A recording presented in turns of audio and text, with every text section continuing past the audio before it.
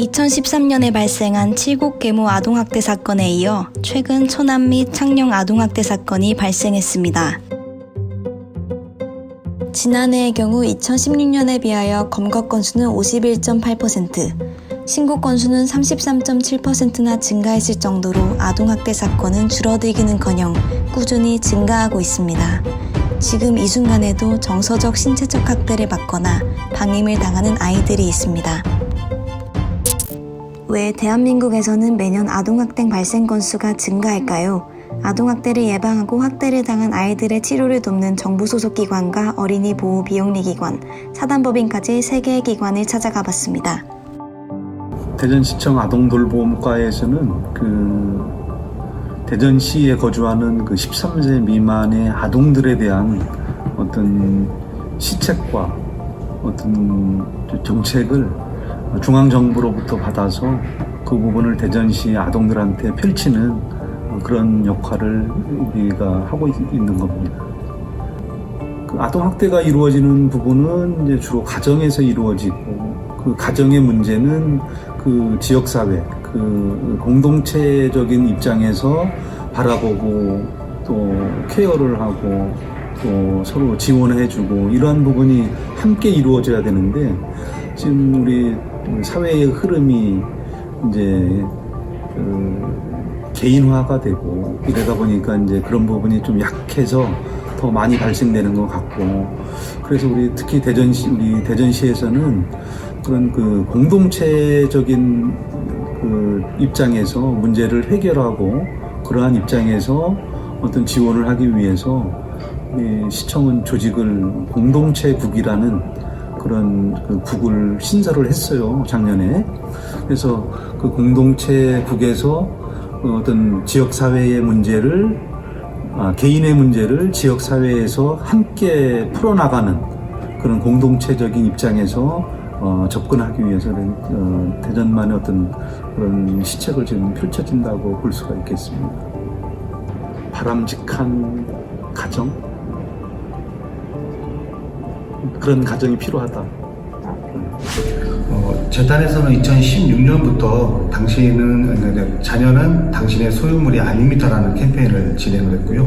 곧 이어서 아이들의 신호에 응답하라라는 아동학대 예방 캠페인을 실시했습니다.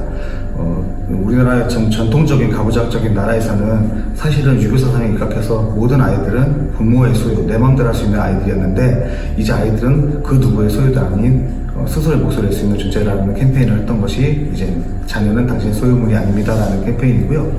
이어서 이제 아이들의 신호에 응답하라는 것은 분명히 위기에 처해 있는 아동들은 어떤 식으로 신호를 보낸다는 겁니다. 그래서 그 신호를 사회가, 그리고 우리 학교나 가정에서 빨리 읽었을 때 이런 중대한 범죄로 이어지지 않는다라는 그런 컨셉을 가지고 저희가 진행한 캠페인인데요. 그래서 요즘 최근 많이 이슈가 되고 있는 게 부모 교육을 많이 이슈화 시키고 있는데요. 부모가 사실 되긴 쉽지만 부모가 되는 과정은 누구나 처음일 것이고, 그 안에서 아이들을 어떻게 양육해야 되는지, 어떻게 훈육해야 되는지 전혀 배우지를 못하고 있습니다. 그런 교육도 뒤따라야 된다고 생각을 하고 있습니다. 우리나라가 굉장히 많이 법적으로 돼 있는데, 간단히 이거는 대학원에서 수십 년 제가 이제 석박사 과정에서 가르치는 건데, 간단히 한두 마디로 하면, 이제 미국이 가장 철저하게 돼 있습니다. 철저합니다. 이게 철저하다고 하는 건 무슨 뜻인가 하면, 정부와 시민사회가 같은 행동을 하는 것이죠. 제가 이제 프리스쿨이라고 그래서 이제 우리나라로 보면 이제 유치원 정도의 학교 이제 교사를 미국에 이제 공부할 때 가서 했었는데, 거기는 아이가 큰 아이가, 여자아이가 말이죠, 옆에 아이를 때리려고 이 의자를 던지면 큰일 나잖아요. 그래서 내가 붙잡고 하는데 힘이 세요. 그래서 내가 같이 넘어졌는데 5분 내에 제가 신고를 당해요.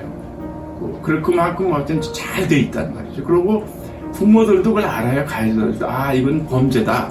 이제 그러고 더 중요한 것은, 거기는 CPS라 그래서 미국은요, 거의 공무원들이에요. 그분들이 아예 공무원들이 그냥 철저하게 그냥 접근해가지고 발견하고, 그 다음에 분리하고 이렇게 해가지고 또 그 아이를 나중에 원가정으로 돌려보내면 계속 일주일에 몇 번씩 와서 이제 부모 이렇게 관찰하고 이렇게 하는 제도적으로나 법적으로 잘 돼 있을 뿐더러 더욱 그 시민사회가 성숙돼서 학대는 하지 않아야 된다고 그래서 예를 들면은 그 18세 미만, 특히 13세 미만의 아동이 그냥 계단에 건물 집 계단에 멀거니 낮에 앉아 있는 걸 본 누구든지 신고를 합니다. 거기는 이 왜 부모들이 있는데 아이를 이렇게 방치했느냐 말이죠. 걔들이 뭐 뛰어놀고 하는 게 아니고 하염없이 그냥 앉아 있단 말이죠. 뭐 이런 것들 그만큼 엄격한 거죠.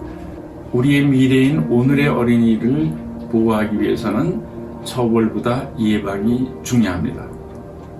이렇듯 한국에서는 현재 다양한 기관이 체계적으로 아동학대 예방을 위해 노력하고 있지만 현실적으로 아동학대 문제는 끊임없이 발생하고 있습니다. 과연 해외는 어떨까요?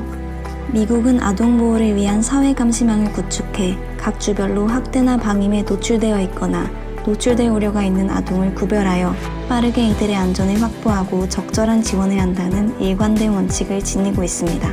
미국은 아동학대 및 방임이 의심되는 경우에 이웃과 사회 전체가 나서 아동폭력의 감시자가 되어 빠르게 아동학대를 예방하기 위해 노력합니다. 미국은 아동학대 신고가 접수되면 즉각 아동학대 여부에 관한 조사를 받게 되고 그에 따라 적법한 조치를 받게 되는 시스템을 운영하고 있습니다. 미국은 아동학대 예방 교육을 부모가 아기를 출생하는 산부인과 병원에서부터 시작하여 정기적인 아동검진을 위해 방문하는 소아과, 학교 등에서 반복적으로 실시하고 있습니다. 끊임없이 벌어지는 아동학대 문제를 해결하기 위해서는 아동학대 예방을 위한 공교육을 의무화하고 아동이 자기 권리를 자각할 수 있게 아동권리 교육을 실행해야 합니다. 또한 보호자가 양육과 훈육에 관한 정보에 접근할 수 있는 기회를 확대해야 합니다.